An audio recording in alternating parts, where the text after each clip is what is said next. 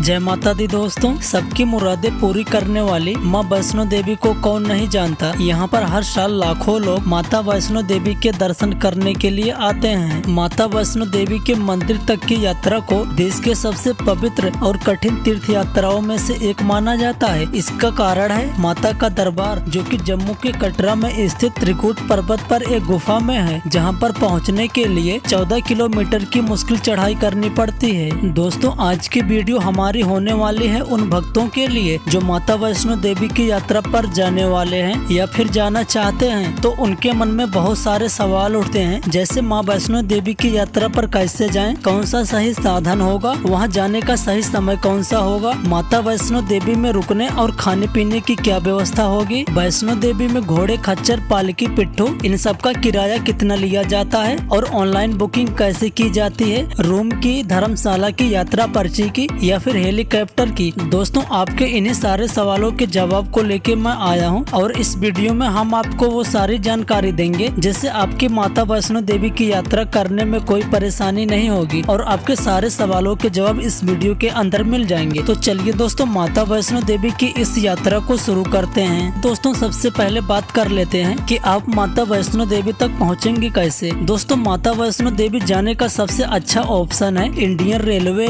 यानी by train का। कटरा में श्री माता वैष्णो देवी का रेलवे स्टेशन बना हुआ है, जहां पर पहुंचने के लिए भारत के सभी मुख्य शहरों से डायरेक्ट ट्रेन चलाई जाती हैं। तो दोस्तों, आप देश के किसी भी कोने में रहते हो, सबसे पहले आपको कटरा आना है। अगर आपको अपने शहर से कटरा के लिए डायरेक्ट ट्रेन नहीं मिल रही है तो आप कटरा के सबसे नजदीकी रेलवे स्टेशन जम्मू तवी आ जाएंगे। फिर वहाँ से आपको कटरा आने के लिए हर 10 मिनट में बसें मिल जाएंगी, जो आपको 2 घंटे के अंदर कटरा पहुँचा देंगी। दोस्तों, अगर आपको कटरा पहुँचते हुए शाम हो जाती है या फिर अंधेरा हो जाता है तो मेरी सलाह यही रहेगी कि आप उस दिन कटरा में रुक जाइए, फिर उसकी अगली सुबह आप माता वैष्णो देवी की यात्रा के लिए आगे प्रस्थान कीजिए। तो दोस्तों, कटरा में रुकने के लिए आपके पास 2 ऑप्शन है। पहला कि आप वहाँ पे प्राइवेट होटल ले लीजिए, जो आपको 400 रुपए से लेकर 800 रुपए तक मिल जाएगा। दूसरा सबसे सस्ता और सबसे अच्छा ऑप्शन ये है कि आप वहाँ पे साइन बोर्ड का रूम ले सकते हैं। दोस्तों, आपके मन में ये सवाल आया होगा, आखिर ये साइन बोर्ड क्या है। दोस्तों, साइन बोर्ड हमारा वैष्णो देवी की जो संस्था है, यानी कि जो उनका ट्रस्ट है, उनकी तरफ से कटरा में आपको रूम की सुविधाएं उपलब्ध करवाई जाती हैं। तो वहाँ पे आप रूम ले सकते हैं, वहाँ की सुविधाएं काफी अच्छी होती हैं। दोस्तों, वहाँ रूम आपको 100 रुपए पर बेड के हिसाब से मिल जाएगा। अगर आप वहाँ पे सेपरेट रूम लेना चाहते हैं तो आपको AC वाला रूम 1450 रुपए में मिल जाएगा। वहीं अगर आप नॉन AC लेते हैं तो आपको 850 रुपए में मिल जाएगा। दोस्तों, साइन बोर्ड का यह रूम आपको निहारिका कॉम्प्लेक्स के नाम से मिल जाएगा। चाहे आप वहाँ पे डायरेक्ट जाके इसकी बुकिंग करवा सकते हैं या फिर आप www.maavaishnodevi.org पे जाके एक क्लिक में रूम आप बुक करवा सकते हैं। दोस्तों, निहारिका कॉम्प्लेक्स आपको कटरा बस स्टैंड के पास में ही मिल जाएगी। दोस्तों, वहीं पर आपको खाने पीने के बहुत सारे ऑप्शन मिल जाएंगे, जहाँ पे शुद्ध शाकाहारी भोजन आपको 80 रुपए से 100 रुपए तक की थाली मिल जाएगी। तो चलिए दोस्तों, अब बात करते हैं कि हमको यात्रा करने से पहले और क्या चीजें करवानी पड़ेंगी। दोस्तों, सबसे पहले आप माँ वैष्णो देवी की यात्रा के लिए आगे बढ़ेंगे तो आपको एक यात्रा पर्ची निकलवाना बहुत जरूरी है। यात्रा पर्ची का मतलब होता है एक्सेस कार्ड। दोस्तों, यह यात्रा पर्ची आपको निकलवाना अनिवार्य है, क्योंकि जैसे ही आप यात्रा करेंगे आगे आपके इस पर्ची को चेक किया जाता है। दोस्तों, यह पर्ची आप कटरा बस स्टैंड से निकलवा सकते हैं, वहाँ पे इसका काउंटर बना हुआ है। अगर आप रेल के माध्यम से आते हैं तो कटरा रेलवे स्टेशन पर इसका काउंटर बना हुआ है, वहाँ पे भी आप यात्रा पर्ची निकलवा सकते हैं। यह बिल्कुल फ्री होती है। और दोस्तों, 3 साल के बच्चों के लिए यात्रा पर्ची नहीं लगती, इसका आप ध्यान रखें। अगर आप लाइन में नहीं लगना चाहते और भीड़ भाड़ से बचना चाहते हैं तो आप इस यात्रा पर्ची को www.maavaishnodevi.org पे जाके एक क्लिक में यात्रा पर्ची डाउनलोड कर सकते हैं। दोस्तों, यात्रा पर्ची लेने के बाद आपको वहां से बाढ़ गंगा चेक पोस्ट तक जाना होगा। वहां तक आप पैदल भी जा सकते हैं। कटरा से इसकी दूरी 2 से 2.5 किलोमीटर की है। इसके अलावा आप वहां से ऑटो ले सकते हैं, जो आपको 40 रुपए पर व्यक्ति के हिसाब से लेगा और आपको वो बाढ़ गंगा चेक पोस्ट तक पहुंचा देगा। दोस्तों, बाढ़ गंगा चेक पोस्ट पर आपके पूरे सामान की चेकिंग होती है, आपकी चेकिंग होती है और आपके पास जो यात्रा पर्ची है उसको स्कैन किया जाता है। इसके बाद आपको आगे छोड़ दिया जाता है। इसके बाद दोस्तों, 12 किलोमीटर की यात्रा तय करने के बाद माता का भवन आता है। दोस्तों, जैसे ही थोड़ी दूरी पे आप आगे बढ़ेंगे वहाँ पर आपको गुलशन कुमार जी का लंगर देखने को मिल जाएगा, जहाँ पे आप माता वैष्णो देवी का प्रसाद ले सकते हैं। दोस्तों, प्रसाद प्रसाद लेने के बाद आप जैसे बाहर आएंगे फिर वहाँ से 2 रास्ते जाते हैं माता वैष्णो देवी के भवन तक के लिए। दोस्तों अगर हम पहले मार्ग की बात करें तो हमारा सबसे पुराना मार्ग है जिसे बाणगंगा मार्ग बोला जाता है। दोस्तों नए मार्ग वहीं से निकलता है जिसे ताराकोट वाला मार्ग बोला जाता है। इस मार्ग को 2017 से चालू किया गया है। दोस्तों इन दोनों मार्ग के बारे में अभी मैं आपको बताता हूँ और साथ ही साथ ये बताऊंगा कि इनमें से कौन सा बेस्ट मार्ग रहेगा आपको माता के भवन तक जाने के लिए। दोस्तों सबसे पहले हम बात करते हैं पुराने मार्ग बाणगंगा वाले मार्ग की। दोस्तों अगर आप बाणगंगा वाले मार्ग से जाएंगे तो माता के भवन तक की दूरी 12 किलोमीटर पड़ेगी। वहीं अगर आप ताराकोट वाले मार्ग से जाएंगे तो इससे माता के भवन की दूरी 14 किलोमीटर की पड़ेगी। लेकिन दोस्तों जो ताराकोट वाला मार्ग है ये सपाट है, इससे चलने में आपको आसानी होगी। लेकिन जो बाणगंगा वाला मार्ग है इसकी चढ़ाई थोड़ी कठिन होती है। दोस्तों अगर आप ताराकोट वाले मार्ग से जाएंगे तो आपको इस मार्ग पे बिल्कुल शांति मिलेगी क्योंकि इस पे केवल पैदल यात्री ही जाते हैं। वहीं अगर आप बाणगंगा वाले मार्ग से जाएंगे इस मार्ग पे आपको थोड़ी दिक्कत का सामना करना पड़ेगा क्योंकि इस मार्ग में घोड़े खच्चर पालकी का आवागमन चालू रहता है जिससे आपको थोड़ी सी परेशानी हो सकती है। दोस्तों बाणगंगा वाले मार्ग से जाने पे आपका एक फायदा ये होगा कि आप बाणगंगा में स्नान कर सकते हैं। इसके बाद माता रानी के चरण पादुका के दर्शन कर सकते हैं। तो दोस्तों अगर आप आसान तरीके से दर्शन करना चाहते हैं तो आप ताराकोट वाला मार्ग अपना सकते हैं, नहीं तो आप बाणगंगा वाले मार्ग से आगे अपनी यात्रा कंटिन्यू कर सकते हैं। तो चलिए दोस्तों अब हम लोग बाणगंगा वाले मार्ग से आगे बढ़ते हैं। दोस्तों थोड़ी दूर आने पर आपको बाणगंगा पड़ेगी। दोस्तों बाणगंगा के बारे में ऐसा कहा जाता है कि माता वैष्णो देवी ने बजरंग बली की प्यास बुझाने के लिए यहीं पे बाण चलाकर बाणगंगा प्रकट की थी और उसी से बजरंग बली ने अपनी प्यास बुझाई थी और माता वैष्णो देवी ने यहीं पे अपने बाल भी धोए थे, इसलिए इस जगह को बाणगंगा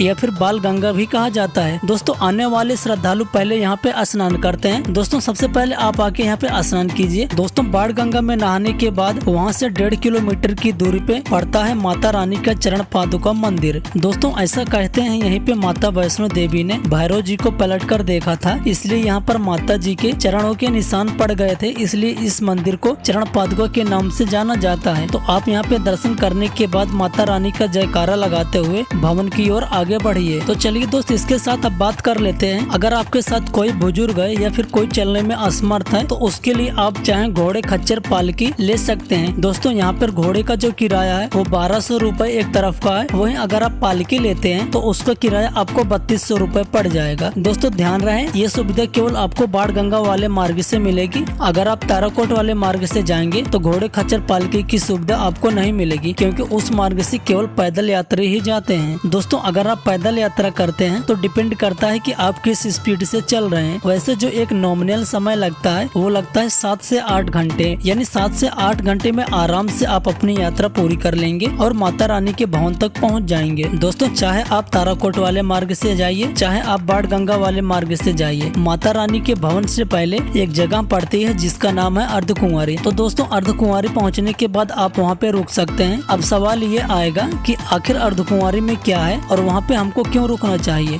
दोस्तों अर्धकुंवारी में रुकने के लिए 2 कारण है। अगर मैं पहले कारण की बात करूं तो उसका नाम है गर्भगिरी। दोस्तों गर्भगिरी में माता वैष्णो देवी ने 9 महीने तक एक गुफा में रहकर बिताया था, इसलिए जो भी श्रद्धालु आते हैं इस गुफा के दर्शन करने जरूर जाते हैं। दोस्तों दूसरा कारण ये है कि वहाँ पर सुबह 6 बजे और शाम को 6 बजे माता रानी की आरती होती है जिसमें आप शामिल हो सकते हैं। दोस्तों गर्भगिरी में दर्शन करने के लिए जो गुफा है वो बहुत संकीर्ण गुफा है। तो संकीर्ण गुफा होने की वजह से वहाँ पर भक्तों की बहुत ज्यादा भीड़ होती है और वहाँ पे जो दर्शन दिया जाता है वो ग्रुप में भेजा जाता है। दोस्तों आपको एक टोकन दिया जाएगा और उस टोकन में आपके दर्शन करने का नंबर होता है। दोस्तों अगर आप नवरात्रि वाले टाइम पर जाते हैं तो गर्भगिरी के दर्शन करने में आपको कम से कम 12 से 24 घंटे लग जाएंगे क्योंकि दोस्तों नवरात्रि वाले टाइम पर बहुत ज्यादा भीड़ होती है। वहीं अगर आप ऑफ सीजन में जाते हैं तो आपका नंबर जल्दी आ जाएगा और आपका दर्शन 4 से 6 घंटे के अंदर हो जाएगा। तो दोस्तों अगर आपका नंबर आने में 12 घंटे या फिर उससे ज्यादा समय लग रहा है तो आप टोकन लेकर माता के भवन की ओर आगे प्रस्थान कीजिएगा। वहीं अगर आपका नंबर 4 से 6 घंटे में आ जाता है तो आप अर्धकुंवारी में रुक के गर्भगिरी के दर्शन करने के बाद माता रानी के भवन की ओर आगे प्रस्थान कीजिएगा। दोस्तों अगर बात करें अर्धकुंवारी में रुकने के लिए तो वहाँ पे आपको साइन बोर्ड के रूम देखने को मिल जाएंगे। आप इसी वेबसाइट पे जाकर उस रूम को बुक कर सकते हैं या फिर डायरेक्ट भी बुक कर सकते हैं। दोस्तों इसके अलावा अगर आपको वहाँ पे रूम नहीं मिलता है तो तीसरा ऑप्शन आपके पास ये है। दोस्तों वहाँ पे आपको एक हॉल मिलेगा, हॉल में आपको कंबल दिया जाएगा, जिसका किराया 100 रुपए पर पर्सन के हिसाब से होता है। लेकिन ये पैसा आपका वापस कर दिया जाएगा जब आप कंबल वापस करने जाएंगे। दोस्तों आपको जितना कंबल चाहिए उतना कंबल मिल जाएगा, लेकिन जब आप उस कंबल को वापस करने जाएंगे आपका सारा पैसा रिटर्न कर दिया जाता है। दोस्तों अर्धकुंवारी में दर्शन करने के बाद आप वहाँ से माता के मुख्य भवन की ओर आगे प्रस्थान कीजिए। दोस्तों अगर आप थक गए हैं तो यहाँ से आप बैटरी कार ले सकते हैं, जिसका किराया 350 रुपए पर व्यक्ति के हिसाब से होता है। दोस्तों ये टिकट आप ऑनलाइन भी ले सकते हैं इसी वेबसाइट पे जाके, या फिर आप इसको लाइन में लगकर भी ले सकते हैं। दोस्तों इसी के साथ हम बात करते हैं हेलीकॉप्टर की। अगर आप हेलीकॉप्टर से माता वैष्णो देवी के दर्शन करना चाहते हैं तो कटरा से 2 किलोमीटर आगे इसका हेलीपैड बना हुआ है, आप इसका टिकट बुक कर सकते हैं। लेकिन दोस्तों इसका टिकट आप ऑनलाइन बुक करें, क्योंकि डायरेक्ट जाने से आपको टिकट नहीं मिलेगा। दोस्तों इसका ऑनलाइन टिकट आप www.maavaishnodevi.org पे जाके बुक कर सकते हैं। दोस्तों कटरा से आप उड़ान भरेंगे, हेलीकॉप्टर वाला आपको सांझी छत उतार देगा। दोस्तों सांझी छत उस जगह का नाम है जहाँ पर हेलीपैड बना हुआ है। सांझी छत से माता का भवन 2 किलोमीटर की दूरी पे पड़ता है। ये दूरी चाहे आप पैदल तय कर लीजिए, चाहे आप वहाँ से घोड़े कच्चर भी ले सकते हैं। दोस्तों अगर इसके टिकट की बात करें तो कटरा से सांझी छत तक का किराया एक तरफ का आपको 1730 रुपए पड़ जाएगा। वहीं अगर आप दोनों तरफ का बुक करते हैं तो इसका किराया आपको 1460 रुपए पड़ जाएगा। दोस्तों आप पैदल यात्रा करते हुए माता रानी का जाप करते हुए माता वैष्णो देवी के स्थान यानी कि भवन पहुंच चुके हैं। दोस्तों माता के भवन पहुंचने के बाद आपके मन में ये सवाल आएगा कि आप अपना कीमती सामान कहाँ रखेंगे, क्योंकि भवन में किसी भी तरह का कोई भी सामान ले जाना अलाउड नहीं है। दोस्तों भवन के आसपास ही आपको बहुत सारे लॉकर रूम देखने को मिल जाएंगे, जहाँ पर आप अपना सामान, मोबाइल, पर्स, बेल्ट इत्यादि रख सकते हैं, क्योंकि ये सब सामान भवन के अंदर ले जाना सख्त मना है। तो चलिए दोस्तों अब बात करते हैं माता वैष्णो देवी के दर्शन के बारे में। दोस्तों प्रसाद लेने के बाद आप लाइन में लग जाएंगे माता रानी के दर्शन करने के लिए। अगर आप ऑफ सीजन में आते हैं, नवरात्रि और दशहरा को छोड़कर, तो आपका दर्शन 1 घंटे के अंदर हो जाएगा। वहीं अगर आप नवरात्रि वाले सीजन में आते हैं तो आपको दर्शन करने में कम से कम 3 से 4 घंटे तक का समय लग जाएगा। दोस्तों माता रानी का आप दर्शन कीजिए, पिंडी रूप में दर्शन कीजिए, जय माता दी बोलते जाइए और दर्शन कीजिए। दोस्तों दर्शन बहुत आराम से हो जाता है। माता रानी के दर्शन करने के बाद आपको बाहर खाने पीने के बहुत सारे भोजनालय मिल जाएंगे। तो चलिए दोस्तों फाइनली अब हम बात करते हैं कि आपको माता रानी के भवन से भैरव मंदिर तक कैसे जाना है। दोस्तों ऐसा कहा जाता है कि अगर आप माता वैष्णो देवी के दर्शन करने आते हैं और भैरव बाबा का दर्शन नहीं करते हैं तो आपका दर्शन अधूरा माना जाता है। दोस्तों भैरव बाबा का मंदिर माता वैष्णो देवी के भवन से 2 किलोमीटर की दूरी आगे स्थित है। वहाँ तक जाने के लिए आपके पास कई सारे ऑप्शन अवेलेबल हैं। भैरव बाबा के मंदिर की दूरी चाहे पैदल तय कर सकते हैं, चाहे आप वहाँ से रोपवे ले सकते हैं। मेरी सलाह यही रहेगी कि आप थक जाएंगे बहुत, वहाँ से आप रोपवे ले लीजिए, जिसका किराया 100 रुपए आने और जाने दोनों तरफ का होता है। दोस्तों भैरव मंदिर में आपको बहुत ज्यादा भीड़ देखने को नहीं मिलेगी। यहाँ पे आपका दर्शन आधे घंटे के अंदर हो जाएगा। तो चलिए दोस्तों फाइनली अब हम बात कर लेते हैं कि आपको माता वैष्णो देवी किस महीने में आना चाहिए और आपका टोटल खर्चा कितना आएगा। दोस्तों अगर आप भीड़ भाड़ नहीं चाहते हैं तो आप नवरात्रि वाले सीजन को छोड़ दीजिए, क्योंकि दोनों नवरात्रि में माता वैष्णो देवी में बहुत ज्यादा भीड़ देखने को मिलती है। दूसरा ये कि आप मानसून में यहाँ पे आने का प्रयास कम कीजिए। इसका कारण ये है कि यहाँ पर ट्रैकिंग करने के दौरान कभी कभी लैंडस्लाइड की प्रॉब्लम हो जाती है, जिससे कि रास्ता जाम हो जाता है और रास्ता जाम हो जाने की वजह से यात्रियों को काफी समस्या का सामना करना पड़ता है। तो आप किसी भी महीने में यहाँ पे आ सकते हैं। कि अगर बात करें बेस्ट सीजन की तो आप माता वैष्णो देवी नवंबर, दिसंबर, जनवरी के बीच में कभी भी आप आ सकते हैं। इसमें आपको यात्रा करने में कोई परेशानी नहीं होगी, क्योंकि इस सीजन में श्रद्धालु काफी कम आते हैं। तो चलिए दोस्तों अब हम बात कर लेते हैं कि माता वैष्णो देवी की यात्रा में आपका टोटल खर्चा कितना आएगा। दोस्तों इस खर्चे को मैंने 3 भागों में डिवाइड किया है। अगर आप पैदल यात्रा करते हैं तो आपका खर्चा 3000 से 3500 के आसपास आ जाएगा। वहीं अगर आप घोड़े खच्चर पालकी से यात्रा करते हैं तो आपका खर्चा लगभग 6000 से 7000 तक आ जाएगा। वहीं दोस्तों लास्ट में बात करते हैं, अगर आप हेलीकॉप्टर से यात्रा करते हैं तो आपका खर्चा 9000 से 10000 तक आ जाएगा। दोस्तों ये सारा खर्चा मैंने कटरा से लेकर दर्शन करने और वापस आने तक बताया है। इसमें किसी भी तरह का आपका बस या ट्रेन का खर्चा शामिल नहीं है। दोस्तों हम आशा करते हैं कि आपको इस वीडियो में माता वैष्णो देवी और उनके दर्शन से संबंधित संपूर्ण जानकारी मिल गई होगी। दोस्तों अगर इसके बाद भी आपके कोई सवाल और कोई डाउट्स हैं तो आप हमसे कमेंट बॉक्स या हमसे इंस्टाग्राम से पूछ सकते हैं, आपको तुरंत रिप्लाई मिलेगा। दोस्तों अगर आपको ये वीडियो पसंद आया तो आप हमारे वीडियो को एक लाइक करके और हमारे चैनल को सब्सक्राइब कर दीजिए और जो भी माता वैष्णो देवी देवी की यात्रा का प्लान बना रहे हैं तो उनको हमारा वीडियो जरूर शेयर कीजिए।